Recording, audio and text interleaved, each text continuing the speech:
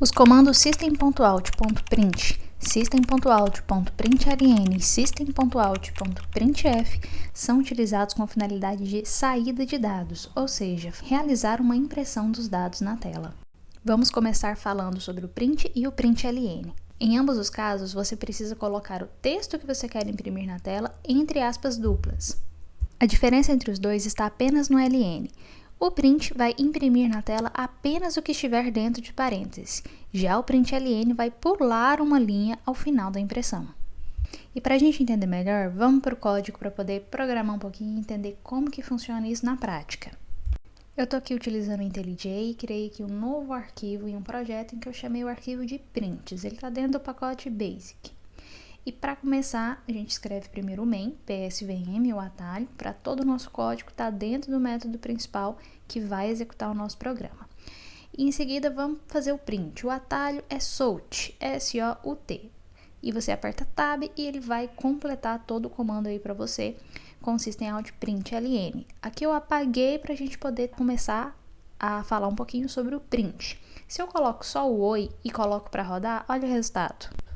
Vai aparecer aqui na tela, então, apenas o oi, porque foi a única coisa que a gente colocou entre as aspas duplas dentro do parênteses do nosso comando.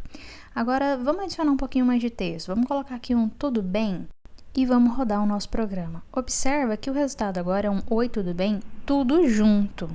Uai, professora, cadê o espaço? O que aconteceu? Acontece que a gente não colocou espaço. Olha só, o oi... tem o oi correspondente e logo em seguida outro comando de print com tudo bem, que vai ser impresso junto com o anterior. Por quê? Porque cada print fez exatamente aquilo que a gente mandou. Então, se você não coloca um espaço, ele não vai imprimir espaço. Então, a gente precisa organizar o que tiver aqui entre as nossas aspas duplas para ficar como que a gente quer. Então, nesse caso, coloquei aqui uma vírgula e um espaço. Então, agora sim vai ficar bem formatado. Agora vamos utilizar aqui o println para poder ver a diferença. Vou deixar o mesmo código, só vou mudar o primeiro print para println. Observa que agora temos oi em uma linha, vírgula, pula para a próxima linha, que é justamente por conta do ln do comando println, e depois ele vai para o nosso próximo comando. E agora vamos colocar o ln também no nosso segundo print, para poder ver como que vai ficar essa impressão. A gente vai ter o oi em uma linha, vai para a próxima, tudo bem, e vai para a próxima linha. Observe que a gente tem um espaço extra, que é justamente desse ln do nosso segundo print. E se a gente colocar mais alguns prints ln sem nada dentro do parênteses, sem nenhum argumento, tanto antes como depois do nosso oi, tudo bem, a gente vai ter alguns espaços extras, porque cada comando vai pular uma linha. Então, a gente fica com esse espaço antes do oi e esse espaço após o tudo bem, porque a gente colocou no nosso código que isso era para ser feito. Lembra que o seu programa só vai fazer exatamente aquilo que você mandar. E agora vamos ver esse outro exemplo aqui. System.out.print oi mais /n mais tudo bem mais interrogação. O que está acontecendo aqui, professora? Esse mais vai concatenar esses itens, então ele vai imprimir exatamente tudo isso junto. Então, na hora que ele lê o oi, ele vai imprimir o oi. Quando ele se deparar com o mais, ele vai pensar, ok, eu preciso juntar alguma coisa a isso. Esse alguma coisa é esse /n, que é pular a linha. Então, ele vai pular a linha, vai se deparar com outro mais, vai saber que tem mais coisa pela frente, vai ver o tudo bem, vai imprimir o tudo bem, vai perceber que tem mais coisa pela frente, vai identificar a interrogação e vai imprimir essa interrogação logo em seguida do tudo bem. Então, esse mais vai fazer só isso, ele vai juntar os itens de uma expressão, tudo numa mesma string, tudo que tiver entre aspas a gente chama de string, então ele vai juntar numa mesma string para poder realizar essa impressão na tela. E agora vamos ver como é que funciona esse mais, esse símbolo de concatenação no código. Aqui eu coloquei a mesma frase do nosso exemplo para poder executar, para a gente ver como que vai sair esse resultado. O resultado vai ser exatamente o mesmo. Ou seja, tem oi, espaço, tudo bem e o símbolo de interrogação. Então, ele vai juntar tudo isso. Mas aí você me fala, mas não é muito mais fácil eu colocar aqui já tudo junto, em vez de ficar colocando esse mais e separando a minha string em várias partes? Não vai dar o mesmo resultado? Sim, Mas a questão aqui não é você usar esse símbolo de concatenação para poder separar uma frase. Esse símbolo de concatenação você vai utilizar para poder juntar outras coisas como variáveis ou retorno de métodos a essa string. Por exemplo, eu criei essa variável aqui que eu chamei de nome, ela é do tipo string e armazenei Maria. E eu quero colocar aqui, ó, oi Maria, tudo bem? Só que eu não posso colocar Maria aqui, por quê? Vai que eu quero colocar outro nome, ou seja, uma variável, uma informação que pode mudar. Então, para poder colocar um nome que alguém pode digitar, por exemplo, eu vou colocar aqui, ó, eu vou fechar a string do oi, vou colocar um mais, vou chamar a minha variável, colocar outro mais e começar uma nova string colocando uma vírgula e o tudo bem para poder ter um resultado bem bacana. Olha só o resultado. Ó, ficou grudadinho, ó, oi juntinho com o Maria, por quê? Porque a gente não colocou um espaço. Vamos adicionar esse espaço aqui depois do oi e executar novamente para poder ver esse resultado, ó. Oi, espaço, Maria, tudo bem? Ou seja, agora ficou do jeito que a gente quer. Se mudar esse nome Maria para qualquer outro nome, vai mudar aqui também. E do mesmo jeito que a gente utilizou aqui com a variável do tipo string, com um nome, a gente pode utilizar isso também com variáveis inteiras ou de qualquer outro tipo. Por exemplo, eu coloquei aqui essa variável do tipo inteira, que eu chamei de soma, armazenando o valor de 50 mais 35, e eu vou colocar aqui, o resultado da soma é tanto. Esse tanto é o que está armazenado dentro da variável soma. Então, a gente pode organizar as nossas strings dentro de um print conforme a gente precisar para mostrar um resultado, dependendo do que o usuário digitar ou dependendo do valor que ele escolher, entre outros exemplos. E esse /n que a gente viu aí nada mais é do que uma sequência de escape. Aqui nessa tabela temos alguns itens que a gente pode realizar impressão na tela, como um tab e uma nova linha, que é o que a gente vai ver agora na prática. Continuando aqui com o mesmo exemplo do Oi Maria, tudo bem? Para a gente colocar esse tudo bem na linha de baixo, você pode pensar assim, é só a gente tirar daqui e colocar em outro print. Só colocar outro salt aqui, ó, coloco tudo bem, coloco entre aspas, e na hora que a gente executar, ele vai realizar essa impressão cada um em uma linha, porque eu aprendi que o ln vai fazer pular para a próxima linha.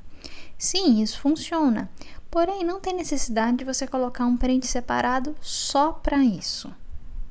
A solução aqui é a gente utilizar um caractere de escape. Então, o que eu vou fazer? Eu vou tirar esse print daqui, vou voltar ele lá para o mesmo print e vou colocar um /n.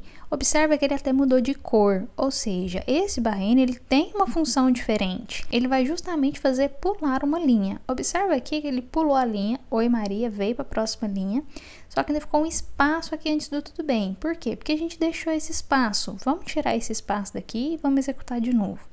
Olha, agora a gente tem cada frase em uma linha exatamente como a gente colocou dentro do print para poder ser realizado. E a gente pode adicionar esses /n's conforme a gente precisar. Como, por exemplo, eu vou colocar vários /n aqui antes do oi, vários /n depois do oi, e olha só como é que ficou esse resultado. A gente tem um espaço grande antes do oi, mais o espaço após o oi, e depois de Maria ainda tem mais um /n, que foi tudo aquilo conforme a gente colocou dentro lá do nosso print para poder executar. E agora vamos falar do /t. Já que a gente sabe que o /n pula a linha, o /t ele tem uma função um pouquinho diferente. Ele vai fazer uma tabulação, ele vai dar um espaço. Coloquei o /t ali antes do oi e olha só, é como se a gente tivesse apertado o tab lá no Word. Ele vai dar esse recuo aqui para o início da frase ou no meio da frase, olha só. Posso colocar aqui onde eu precisar, quantos eu precisar, e ele vai dar esse recuo aqui naquele local que eu estabelecer. E agora vamos falar desses outros 3 caracteres de escape: aspas simples, aspas duplas e a barra.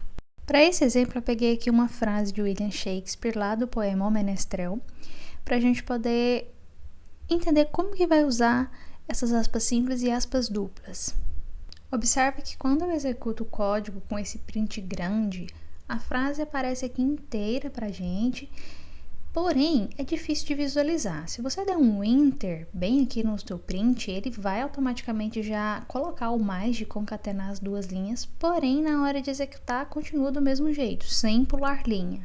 Então, para pular linha e ficar mais organizado, vamos colocar o barra N aqui antes do mais, para poder melhorar essa visualização aqui.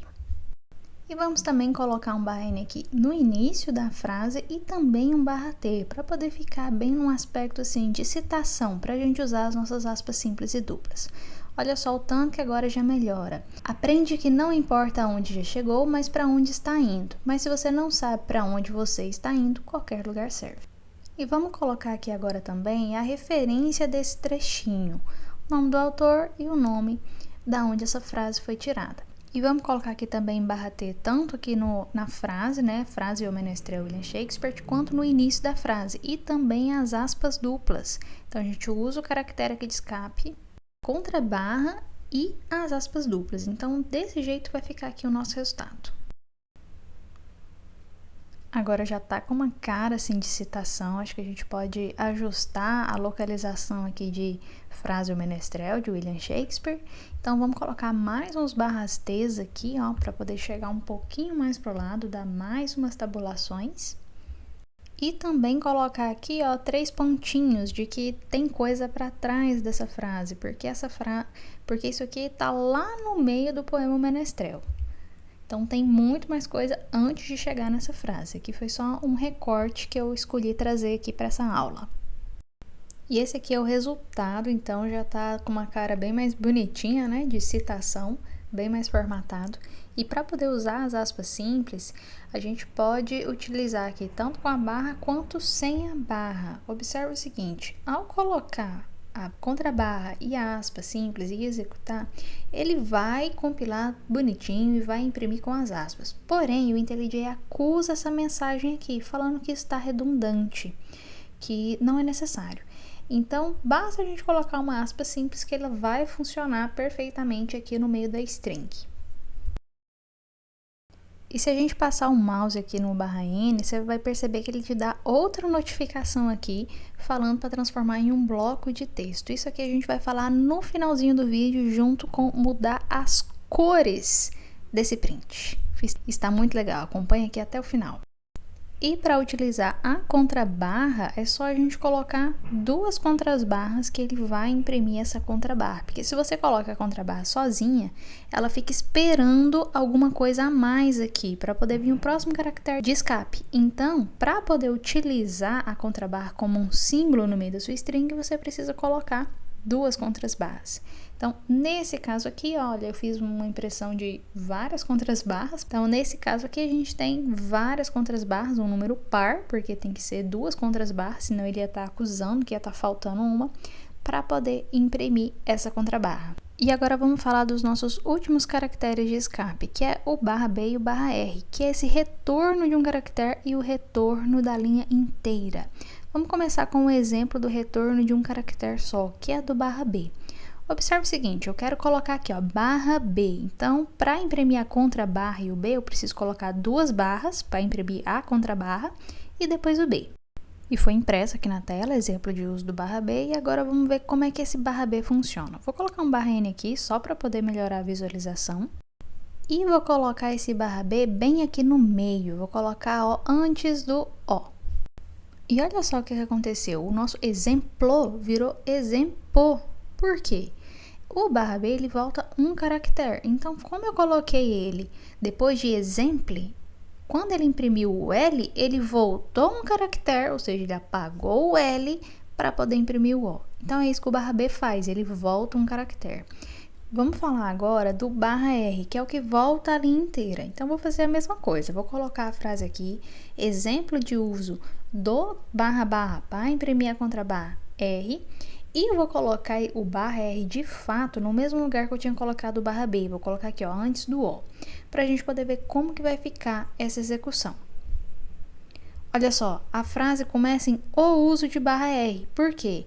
Na hora que chegou lá no barra R, tudo que era para ser impresso foi apagado e a partir daquele ponto em diante vai para frente.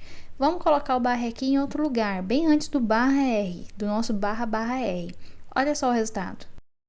imprimiu só o /r. Por quê? Ele volta toda aquela string lá para o início da frase, é como se ele viesse apagando. E agora vamos conversar sobre o printf, que é uma saída formatada de dados, ou ainda o format, que ele vai funcionar do mesmo jeito. Para isso a gente precisa desses especificadores de formato aqui. Esse primeiro exemplo mostra pra gente como que o printf e o format funcionam de forma igual. Olha só, eu vou colocar aqui, o total da soma é tanto. Na onde está esse %d, vai aparecer o número que eu colocar aqui, 100 nesse caso. Então, na hora que eu executo isso daqui, vai aparecer exatamente isso. O total da soma é 100. Esse 100 vai vir para o lugar que está esse especificador aqui, esse %d. E isso que é uma saída de dados formatada, em que a gente consegue utilizar esses especificadores, um para cada tipo de dado, a gente já vai ver quais são eles, para poder colocar o que a gente precisa. E o format, que é uma outra forma da gente usar o printf, ele funciona do mesmo jeito. Vou até copiar e colar aqui exatamente a mesma coisa para mostrar que vai executar do mesmo jeitinho, igualzinho. O total da soma é 100, o total da soma é 100. E embora a gente tenha essas duas opções, tanto faz a qual que você quiser usar. Se você apertar Ctrl e passar um mouse aqui por cima, tanto do printf quanto do format, você vai ver que ele é baseado lá na classe printstring. Então, como eles utilizam a mesma coisa para funcionar, eles funcionam da mesma forma. Nossa, essa aula está muito completa. Já curtiu o vídeo, se inscreveu no canal? Olha só, vamos falar das saídas formatadas. Para isso, você pode colocar o atalho SOUF, que ele já vai imprimir direitinho ali ao system.out.printf. E como que o printf funciona? É utilizado a ideia de formatação. Então, para cada item, a gente tem um tipo específico de formatação. Como, por exemplo, para colocar um número inteiro, a gente usa %d. Então, nesse exemplo aqui, vai estar escrito número inteiro, 2 pontos, e na onde está %d, vai vir um número inteiro. Vou colocar aqui para cada tipo de dado. Então, para colocar um número decimal, a gente vai utilizar o %f. Caractere vai ser utilizado o %c. String vai ser utilizado o %s. Octal, o %o. E hexadecimal, o %x. E depois que a gente termina de montar esse string, observa que eu usei várias concatenações aí, a gente coloca vírgula e começa a colocar cada item referente a cada especificador. Então, o primeiro que apareceu foi o %d, a gente coloca 20, põe a vírgula. Segundo que apareceu, o %f, então a gente vai colocar o 5.5, que é um número decimal, vírgula, jogo da velha, que é um caractere só que está entre aspas simples, vírgula, o próximo é %s, que é de texto, string, então a gente vai colocar um textinho entre aspas duplas. O próximo, número octal, vou colocar aqui o número 10, só que isso aqui não é 10, porque 10 não existe no octal. Então, ele vai aparecer o número correspondente ao 10 decimal em octal, ele vai fazer a conversão, e a mesma coisa para o hexadecimal, onde está o %x, vai aparecer o correspondente ao decimal 14. Vou colocar aqui os /n que eu esqueci e vamos compilar para ver como é que vai ficar isso daqui. E esse aqui é o resultado em que para cada item que a gente colocou, apareceu o correspondente lá no seu especificador. Número inteiro, número decimal, um caractere, um texto, octal. Olha só, o octal é 12, a gente colocou 10 e o correspondente do 10 decimal para o número em octal é o 12. E a mesma coisa com o hexadecimal, a gente colocou 14 e o seu correspondente em hexadecimal é o E. Então, ele faz essa conversão quando a gente coloca esse número ali. E observa esse 5,50000. O que acontece? Quando a gente coloca um %f, tem como a gente especificar a quantidade de casas decimal que vai vir aqui após a vírgula, ou até mesmo a quantidade de casas decimais antes da vírgula, tanto para o decimal quanto para o inteiro. Vamos ver isso agora. Nós podemos controlar a quantidade de casas que serão impressas. Então, se eu coloco aqui um printf, um %d, e coloco o número 10, ele vai imprimir na tela 10, ok? normal, tudo tranquilo, tudo conforme o esperado. Só colocar um barra N a mais aqui para poder ficar mais organizadinho. E o ponto é o seguinte, se eu colocar um número antes do D, entre o porcento e o D, ele vai especificar a quantidade de casas. Olha só, vou colocar o número 5 e executar. Nós temos como resultado o 10 e olha só esse espaço aqui. Se a gente conseguir selecionar, você vai perceber que a gente tem 5 espaços, ou seja, o mesmo 5 que eu estabeleci ali. Então, eu estou falando que esse número inteiro desse porcento D, ele vai ter que ocupar 5 casas, tenha ele 5 casas ou não. Se eu coloco um 0,5, ele vai preencher todas essas casas que não existem, no caso aí do 10, as 3 primeiras, com zeros. Então, eu consigo controlar essa quantidade de casas e os números que vão aparecer. Se eu coloco o símbolo de mais, ele vai mostrar pra gente que ele é positivo, mantendo ainda essas 5 casas. Observa que agora eu tenho só 2 zeros antes do 10. Se eu coloco esse 10 como um número negativo agora, ó, menos 10, e executo, ele vai me mostrar que ele é um número negativo, me mostrando esse sinal porque eu coloquei o símbolozinho de mais. Então, eu tenho mais 0,5 para indicar que mostra o sinal, 5 casas e colocar pra gente os zeros para preencher. Se a gente trocar o símbolo de mais por menos e tirar esse zero, ele vai justificar esse número à esquerda. E olha só, permanece com as 5 casas, não tem número ali, não tem zero preenchendo, porque senão vai virar 1000. Porém, existem uns espaços porque eu estabeleci que seriam 5 casas e ele está justificado à esquerda no momento. E se a gente trocar para %f e colocar menos 10.1, observa que ele vai imprimir todas as casas decimais de um número float. Para estabelecer um limite da casa decimal, a gente põe ponto a quantidade de casas que a gente quer que apareça. Então, nesse caso, eu coloquei ponto 2, ele vai aparecer só 2 casas decimais após a vírgula. E antes do ponto, se a gente colocar um número aqui, deixa eu só colocar essas aspas simples para melhorar a visualização ali, ó. Então, temos ali o menos 10,10 com 2 casas decimais. Se eu coloco um número aqui antes do ponto, por exemplo, 10.2, significa que eu tenho 10 casas no total e as 2 últimas casas serão da parte decimal. Então, se a gente contar tudo isso aqui, eu tenho 10 casas no total. Entre uma aspa simples e a outra, eu tenho 10 casas. Então, a gente consegue fazer esse limite que um número vai aparecer, seja um número decimal, seja um número inteiro. A gente consegue estabelecer a justificação dele, se vai ser esquerda utilizando o símbolo de menos ou não, do jeito que estava anteriormente. E a gente faz a mesma coisa tanto para o decimal quanto para o inteiro. E isso também vai valer para string. Olha só, eu troquei o F por S e vou colocar aqui uma string oi. E eu tô com 10, menos 10. Significa que eu tenho 10 espaços e aquela string que eu coloquei vai estar justificada à esquerda. Então, eu consigo estabelecer também esse limite de casas para string. Se eu tiro o menos, o oi vai se justificar à direita. E com isso a gente finaliza toda essa ideia desse controle de formatação de números e de strings. E agora, como que a gente colore o texto nesses prints? Estou aqui numa pergunta comum aqui no Stack Overflow, como colorir o texto. E ele traz aqui o link lá para o Wikipedia, lá da tabela de escape, lá do Wikipedia, em que vem explicando tudinho direitinho como é que faz, como que a gente organiza algumas coisas, porém tem uma resposta aqui que eu achei sensacional. Essa pessoa que respondeu isso aqui organizou todas essas cores no formato de uma classe. A gente vai pegar essa classe aqui, vai utilizar ela, e a gente pode depois ter um vídeo dedicado a só isso para eu te explicar melhor como que funciona todo esse conceito de classe, o que é isso desse public, static, final, o que está acontecendo. Porque se você está vendo esse vídeo de prints, provavelmente você está aprendendo a programar agora.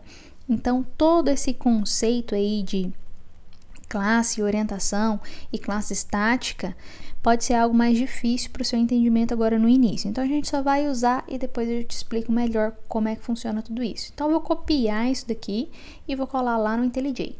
Vou criar aqui uma nova classe, Java Class, e vou colocar o mesmo nome que estava lá. colei aqui todas essas informações de todas essas strings. Observe que são strings que estão sendo armazenados nessa classe, e a gente tem aqui um spoiler de como que fica um oi com o vermelho vibrante, né? Vou voltar aqui naquela nossa primeira classe que eu chamei de prints, e dentro do main eu vou colocar aqui um print para a gente poder escrever aqui teste de cor. E para usar aquela classe, o que eu vou fazer? Antes desse teste de cor, eu vou escrever o nome da classe, então console colors, ponto, o item que eu escolher, a cor que eu quiser, o estilo que eu quiser. Então, eu vou pegar aqui um vermelho, e quando você escolher o item que você quiser, o vermelho que você quiser, ou a cor que você quiser, escolher aqui o vermelho negrito, você vai colocar o símbolo de concatenação. Por quê? Porque você está unindo uma string com a outra. E olha só o nosso resultado. A gente ficou com um vermelho em negrito. E você pode mudar aqui para qualquer coisa que você quiser que está estabelecido lá dentro dessa classe. A gente pode colocar um background, só que aqui ficou ruim de ler, né? Então, a gente consegue mudar isso aqui de N formas. E aqui eu só estou testando algumas outras cores diferentes que dá para utilizar, utilizando essa sintaxe aí de colocar o nome da classe, ponto, o nome da variável que está armazenado, aquela cor que a gente está querendo utilizar. E aqui, se a gente voltar lá na nossa classe que a gente acabou de construir, a gente observa que quando você usa algum item, ele fica até com um laranja aqui, ó, marcado que você está usando isso aqui dessa classe. E esse item, ele está armazenando uma string. E se você, por acaso, não tivesse adaptado com isso, de utilizar aqui essa estrutura de classe, você pode simplesmente copiar aquela string e colocar ali anterior ao que você está querendo mudar a cor.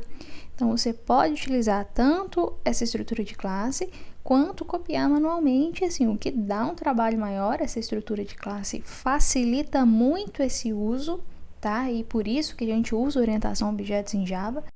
Então, desse jeito, você consegue modificar a cor daquilo que você estiver colocando dentro de um print em Java. Seja aí um underline, seja um negrito, seja uma cor mais intensa, aquilo que você precisar.